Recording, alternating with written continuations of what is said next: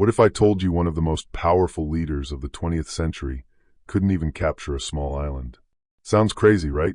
Well, that's exactly what happened when Mao Zedong tried and failed to conquer Taiwan. But why?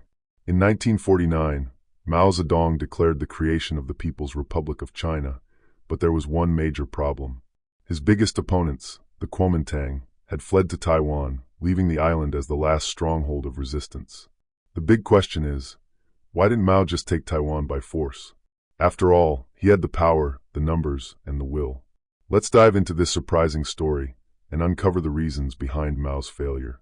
Mao had an army 3 times the size of Taiwan's defenders, but numbers weren't enough. Despite having the People's Liberation Army, Mao's forces lacked a strong air force and navy. Meanwhile, Taiwan had modern American fighter jets and a navy that outclassed China's. Mao's first attempt at an invasion was a disaster. Imagine sending thousands of soldiers to the front, only to face a well-equipped enemy. That was just the beginning of his problems. Now here's where things get really interesting.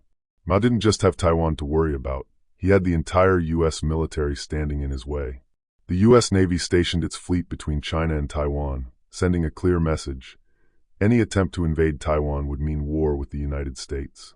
And Mao wasn't ready for that kind of fight. But as tensions grew, Mao's ambitions didn't fade.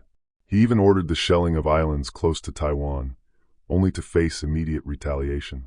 President Truman responded by sending reinforcements to Taiwan, and Congress passed laws to protect the island. But the real game changer was this. Truman threatened nuclear retaliation. This was the turning point.